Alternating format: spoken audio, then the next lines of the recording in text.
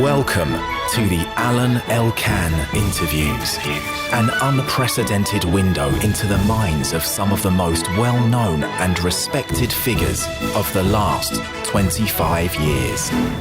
We are in Paris, in Patrick Seguin's apartment house. Yes, so the building was built in 1610. It's a pure 17th century architecture, same architecture as Place des Vosges with this red brick building. And my goal is to make dialogue, connivence between my three passion: architecture, art, and design.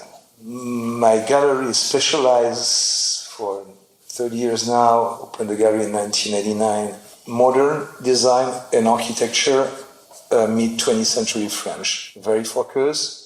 Most of the galleries, if you go to the website, or they have 30, 35 names, 40 names sometimes. Actually, when I'm saying architecture is architecture of Jean Prouvé, because dismantable architecture of Jean Prouvé, because I'm collecting. How do you call it? Of the 20th century? Mid-20th century. So I'm presenting 5 names, 4 architects: Prouvé, Perriand, Corbusier, Pierre Jeanneret. Pierre Jeanneret, the cousin of Corbusier. Corbusier is Charles-Édouard Jeanneret. Pierre Jeanneret is the cousin. They look like twins brother. And then number 5 is another word, is a decorative word, which is Jean Royer. Very important for me.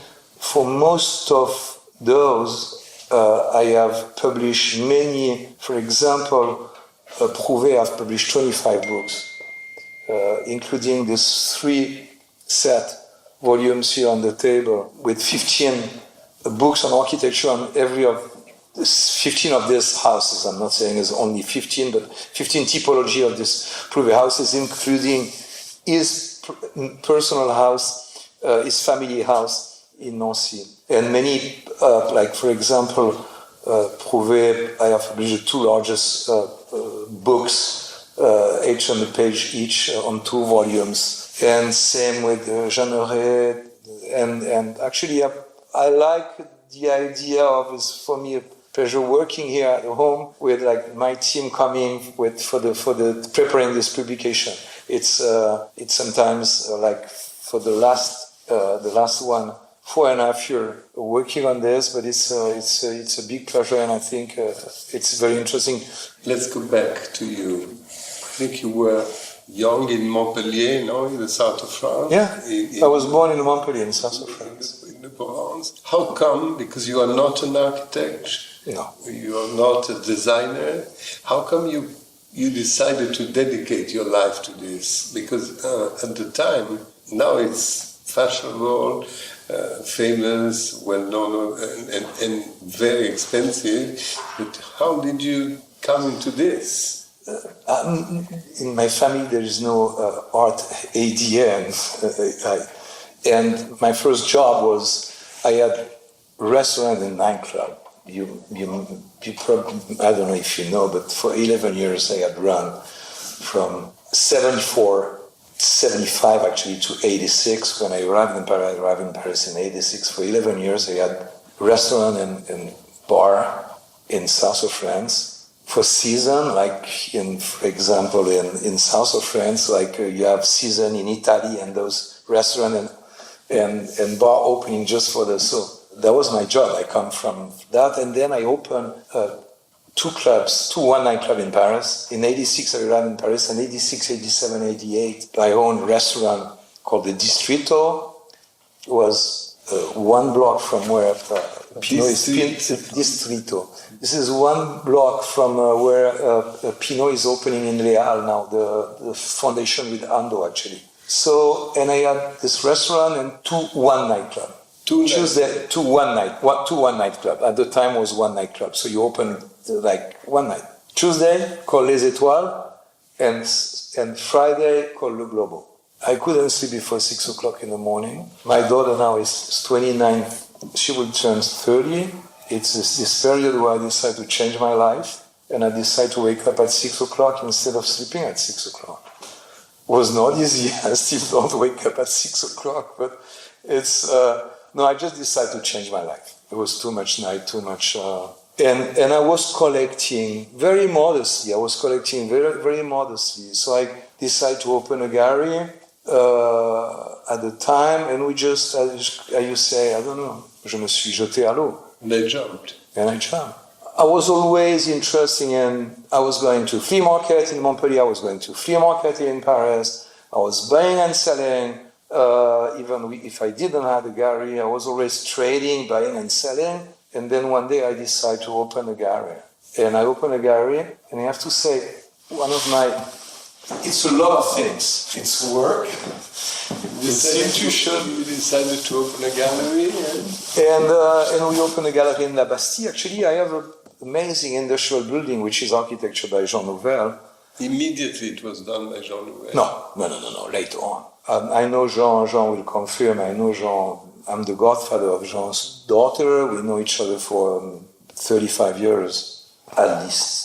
And but when I split with Jules, my ex-business partner, I decided to ask Jean to re-architect. Actually, it's amazing. I have amazing spaces, small industrial building. It's in La Bastille. It's a little. You still have it?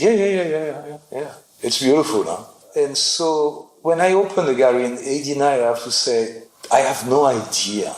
We just thought there was no market on this field.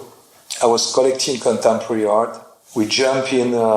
My business partner had a booth at the flea market. It was really the beginning. Some people interested in like Prouvé, Perriand, this kind of asceticism of this furniture. Immediately, you understand when you're collecting contemporary art. The dialogue and how Prouvé can be, I would say, un socle. Piedestal is maybe vulgar, but is a real dialogue. You see there is no conflict. This furniture, there is a dialogue between Prouvé. You can have Prouvé, Matisse, Prouvé, Picasso, Prouvé, all the books I published, like for example this one, these 2 volumes. If you look at the first pages, is this. Is 50 collection to show how evident is Prouvé with contemporary art. So when I opened the gallery, when I was saying is luck, my big chance is not, is other, but my big chance was, I opened in '99. I remember there was everybody wants to buy when the spiral is going up. In a strong market. Nobody wants to buy when the spiral is going down. So in '90, we entered in a big recession. There was a economical crisis, much longer than 2001, much longer than 2008. And I cross finger, I hope we're never going to have it again. But it was really 1991.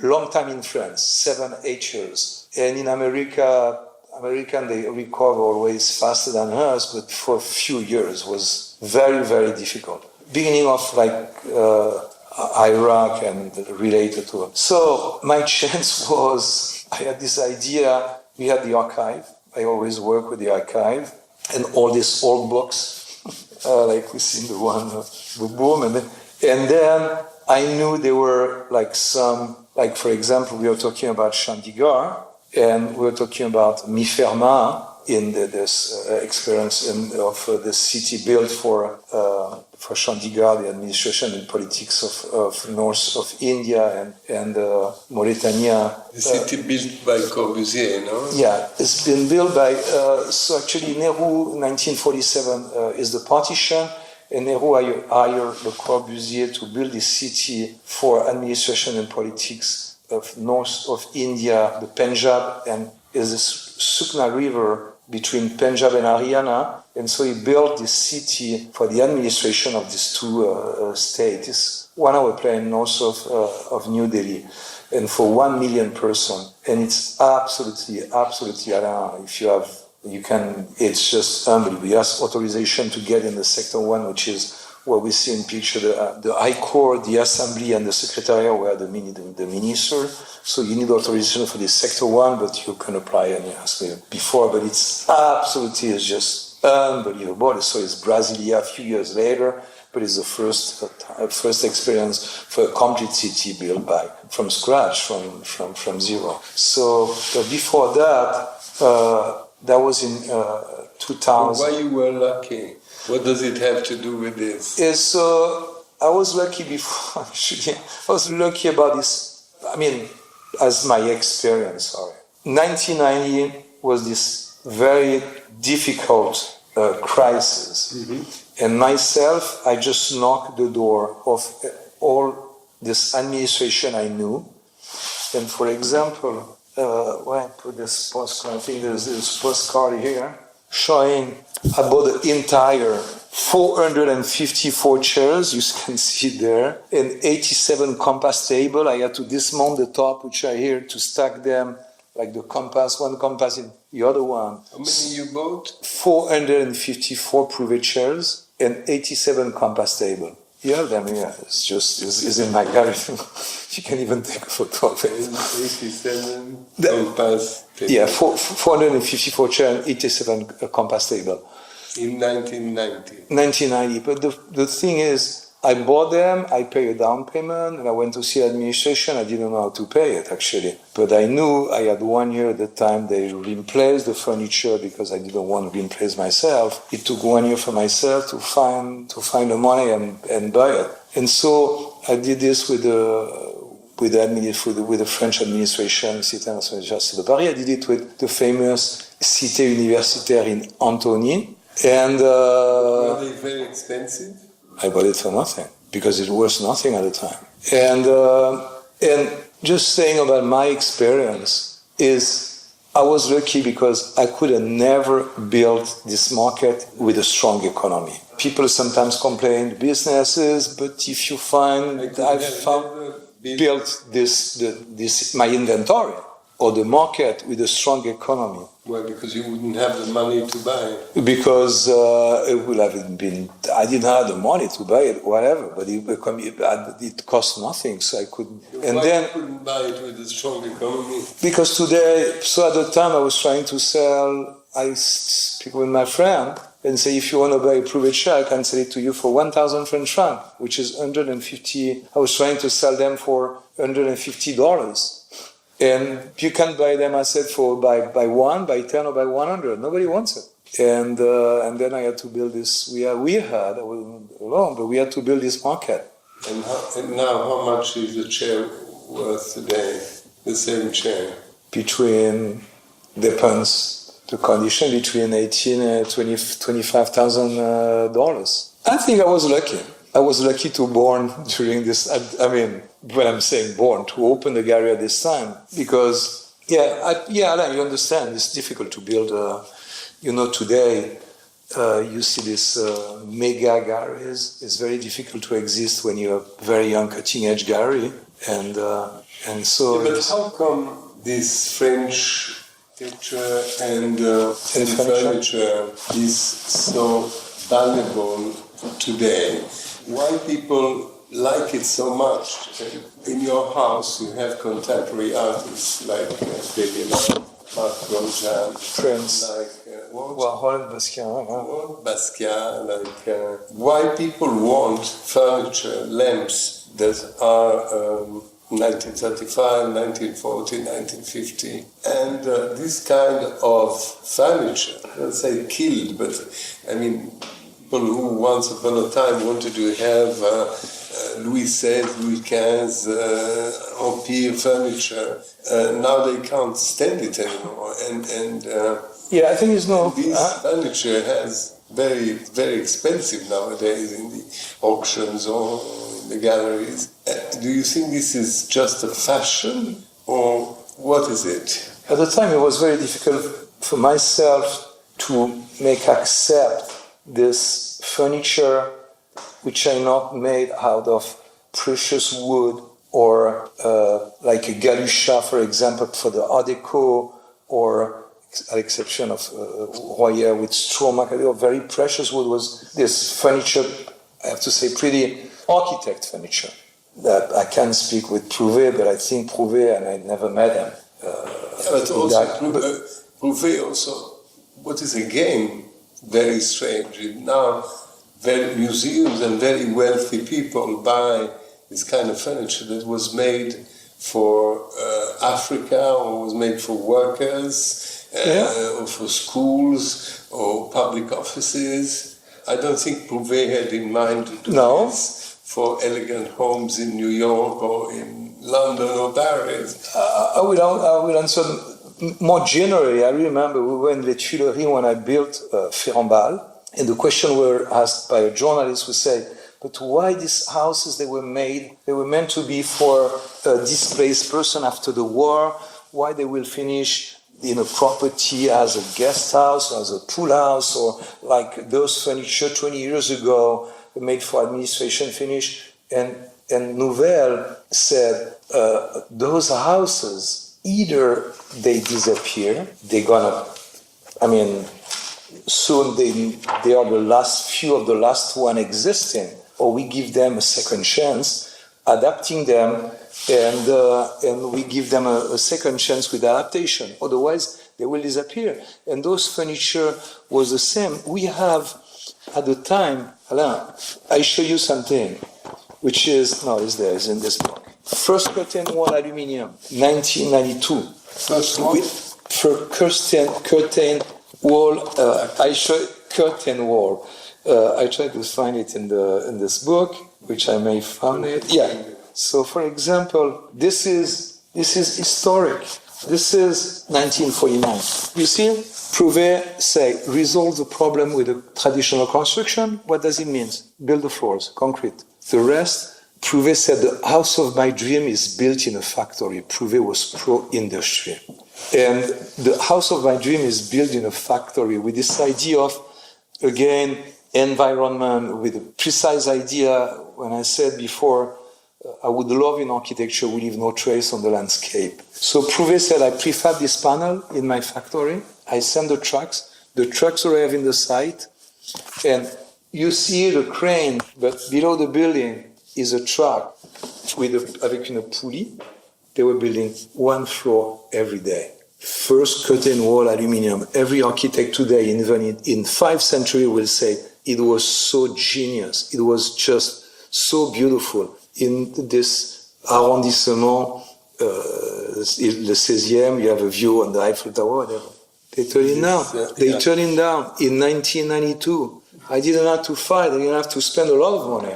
I didn't have to fight. I didn't have to spend a lot of money. I just found them in the garbage because they had already destroyed 2.5 floors, and I saved the other 2.5 floors. And thanks, so one now is at Centre Georges Pompidou, one is at the Musée des Arts Décoratifs. Lauder, when I had the show at Sonnabend through the trustee system in America, gave one, not only one of theirs, but one of the Institut de l'Environnement, one of the CIMT. All these buildings were destroyed. So those furniture, anyway, after they were built for the cafeteria in 1953, I'm talking about 91 for the furniture. Yeah, but they were all like already damaged, destroyed, reformé. The question is, if I understand well, you did a lot of studies and research in the archives. You have a passion to publish books or catalogs about catalogue raisonné or things like that. But then how did you make this architecture, this kind of office furniture or factory furniture become objects of cult? If we're coming from Italy, it took more time, but there are other examples like Molino in Turin or like Gio Ponti in Milan who are different, but it's more or less the same idea. Molino was another kind of genius guy. And again, nobody wanted his furniture, and then it became. What did you do to change the taste? It's pretty desirable.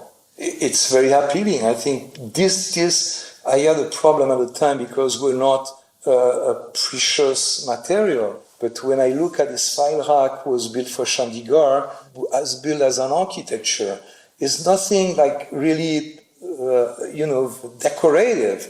It's just, when I look at this Prouvé table with this built for the arts et métiers. So Prouvé, as I said, was visionary, genius, but humanist, philanthropist. And I don't know, Prouvé is very touching. And I don't know, maybe you agree, it's very pleasant to live. It's very pleasant to live with. And when you look at these pages with most of the interior, you can have Prouvé we see Prouvé with Tomby, Prouvé with Picasso, Prouvé with Matisse. It works. It has this dialogue with contemporary art. And I remember one day, there was Raymond Guido, was a curator at the Centre. There is no contemporary furniture. And then again, my question: when you see the Empire furniture or the Louis XVI, this furniture was made for very rich or powerful people in big homes and and therefore it went on for many decades. Suddenly, the taste, you have changed the taste. I mean, what did you do? I wouldn't go that far. But to convince people to make exhibitions, to... Yeah, because also, when you say for this help, of course, I did the first show of design and architecture in a contemporary gallery in New York, Sonnabern, in 2001. It was the first time a contemporary art gallery invited, Ilana Sonnabern invited me to do this show. Then I had 11 collaborations with Larry Gagosian. We did Chamberlain, Prouvé, 2 shows with Calder, Prouvé. He made the shows of Calder, or you? On this 11 show, we did 2 shows Calder, Prouvé, one in his gallery, one in my gallery. And then we did Chamberlain, Prouvé in his gallery in New York. Because they knew each other, right? Because they knew each other. Prouvé was friend with Calder, and Prouvé actually built for Calder. All that is in the archive of Prouvé, and the base of the Calder, which is a UNESCO, which is not a collaboration, which is between Prouvé and Calder. And he was a friend of Léger also. He was friend with Léger. Through the Conte de Noailles, Prouvé, unfortunately didn't happen, but the Conte de Noailles introduced together Prouvé and Brancusi, and there were some drawings of the L'Oiseau, who could have been made exterior for La Villa de Noailles. It didn't happen, unfortunately, but Prouvé was very close. In Hyères, exactly. Alain, I think... Who has built the Villa de Noailles? I think it's Mallet Stevens, maybe. There was never speculation on Prouvé. It's a market who come gradually. It took 30 years. Now, if you put a Prouvé Trappist table in auction, is few chance the table will sold for less than $800,000. Probably $1 million or more. A Trappist table. But why? Because people know it's extremely rare. People make the difference between a compass table and a Trappist table.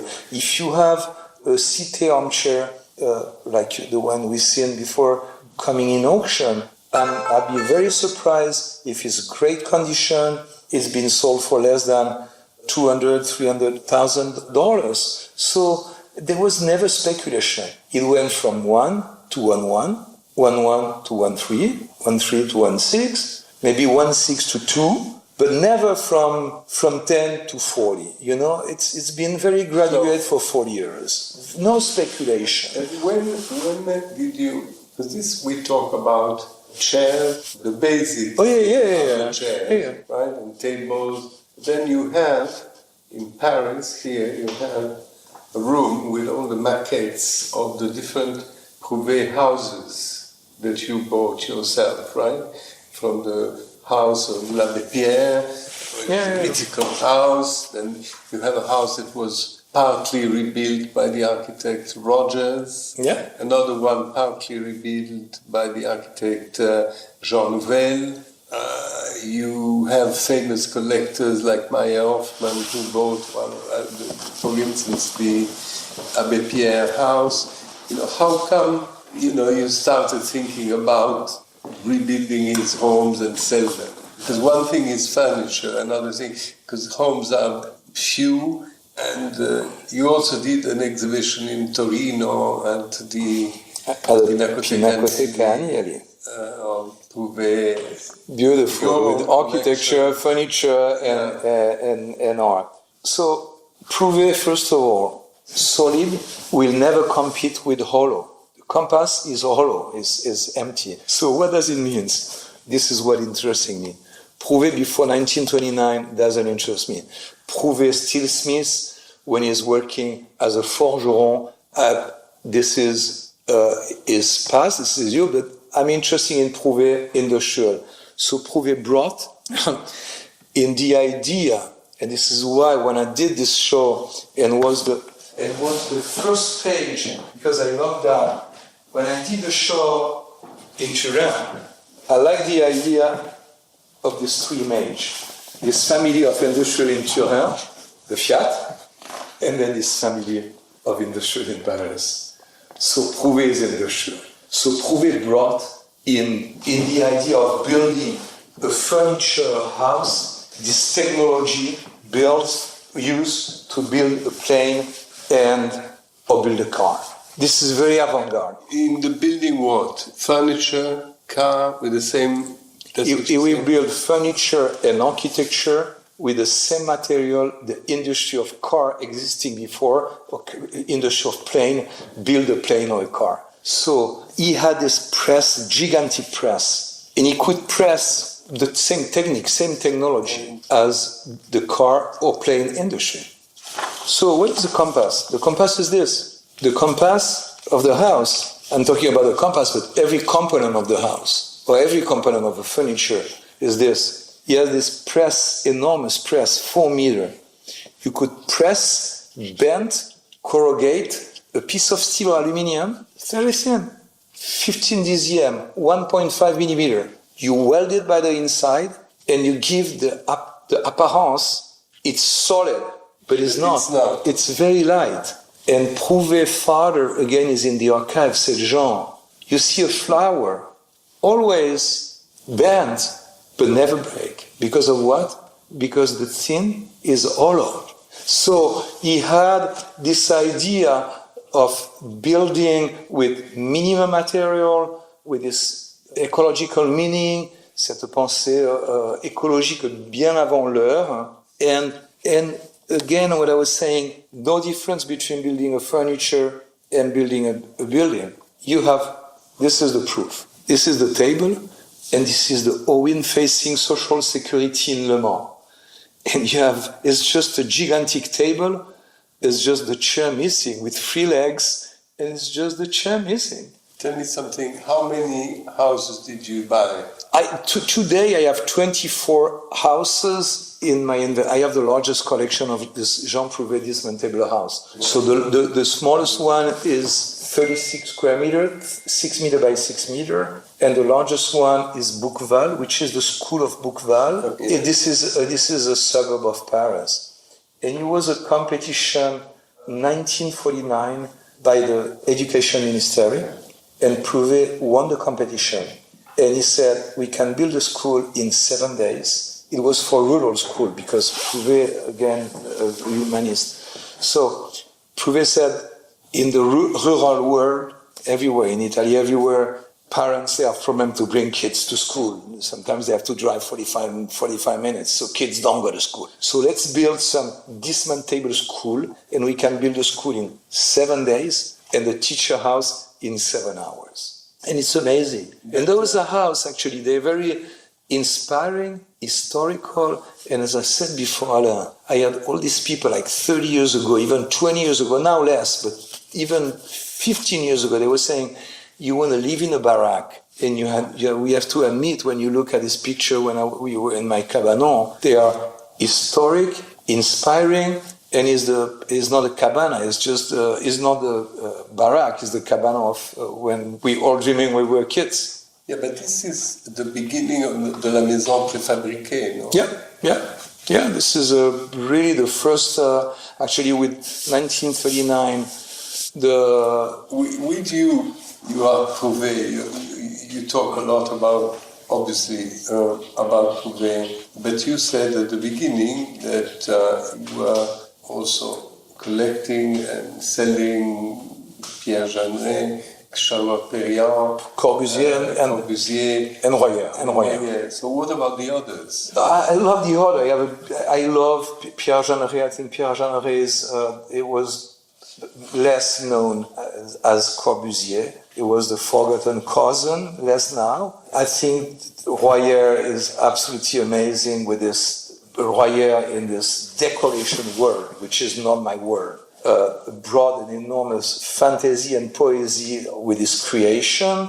My Perriand was living dans ce milieu at this time réservé aux hommes, with men, mostly men, like in the architecture. So, but my passion is Prouvé, and everyone has, and actually is the one for who I published the most books.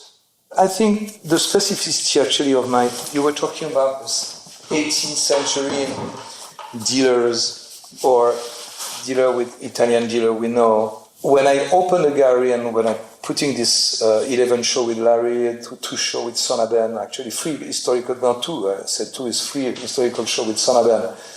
I understand, let's say, modern antique dealer. That's modern antique dealer or gallery, whatever. Modern antique, like antiquity, which is, I turned my business as a gallery for one thing, because I understood the cycle has to be longer. What does it mean? When I bought this enormous group of furniture at the Cité, the job of a dealer is you buy Monday, you transport on Tuesday, you make a picture on Wednesday, you sell it on Friday, you cash it on Saturday. And the next week you start again. So early I understand if I want to build my market, I have to put things on the side and build it as a real, I just isolated some pieces as a group and then did fairs and had always this, some galleries they do, even now, some galleries they do 12, 14 fairs in a year. Myself, I'm doing 2. I'm in the board of Basel and Miami for the design. And my goal is putting museum quality pieces in a museum quality display. If it's just to, so I always, since the beginning, try to save a part of the inventory in order not to buy and sell. Like doing publication and... So it took a long time to build up all this. Yeah. And nowadays, this kind of furniture is bought, used everywhere in the world, or there are specific countries? If you asked me this question 5 years ago, I would have said when people were asking me about the BRICS, Brazil, China, India, whatever, I will say I have more collectors in 5 blocks in Park Avenue, New York, which is an image because they have collectors. Yes, a lot of collectors. 5 years ago, more collectors in Park Avenue. All my life, I will have answer. I have more collectors in 5 blocks in Park Avenue, or as an image because they have a lot of collectors in Los Angeles, but mostly America, rather than all this country. Now I have to say, not Russia, not Middle East yet. I do a lot of business with Asia. Suddenly, very recently. What about Europe? Yeah. Not so much. No, not so much. I always, because I'm collecting contemporary art, my collection is American, mostly American, so my relationship is more Switzerland, London a little bit, but mostly America. The Americans had a specific taste for French Impressionists and Louis XV and XVI furniture. And then now they changed. Yeah, and to be honest, when you were saying, it was because it's quite scary when you were saying, but look, like for example, Art Deco or 18th century furniture, it was very fashionable and then now it's not anymore. If you ask me, I think Prouvé in a century will be still here. I don't see, and for example, till now, you could have said, but Prouvé, there was re-edition with, and I mean, you're not bored about as you see, I mean, it's not what, it's maybe too, no, like even all these young designers, fashion designer, a lot of people from cultural world, like music, designer, dancer, whatever, they have a passion for Prouvé. So I think we list, and I'm saying mid-20th century, but especially Prouvé. You know, I don't say about Prouvé, but Carlo Mollino, right? Nobody liked his furniture. And then now there are people who are crazy about Mollino. They come to Torino. You know, we found a little piece of a staircase that was made in a nightclub. You know, it's like, and Prouvé is more or less the same, no? Yeah, it's kind of legend. It's difficult to know. We didn't understand at the time. It's difficult to understand how come. No, but I think Prouvé, you know, because Prouvé now is kind of Picasso in the furniture, right? Perillon, for instance, you consider. Oh yeah, I do a lot of business with Perillon. I think it's good. It's fantastic. No, it's fantastic. And these people, Perillon, Jeanneret, they were friends. Perillon and Jeanneret, we all think they were lovers.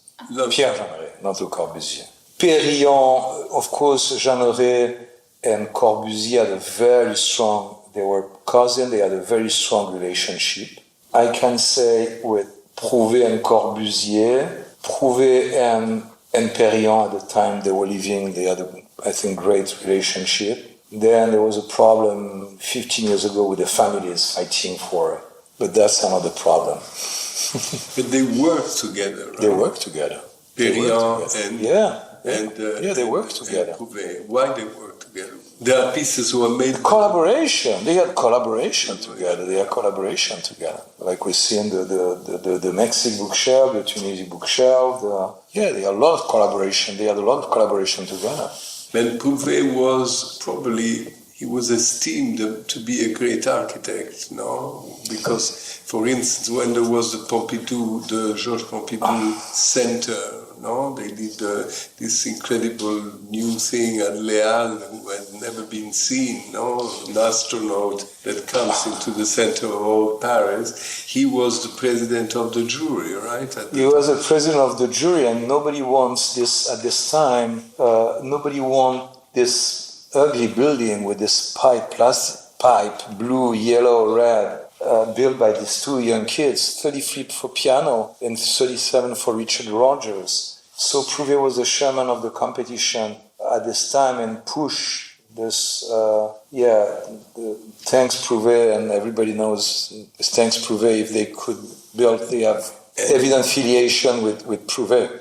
And you have somehow restituted the courtesy in Chateau Lacoste, no? You made an exhibition. That's right. There. I made in the Renzo Piano building.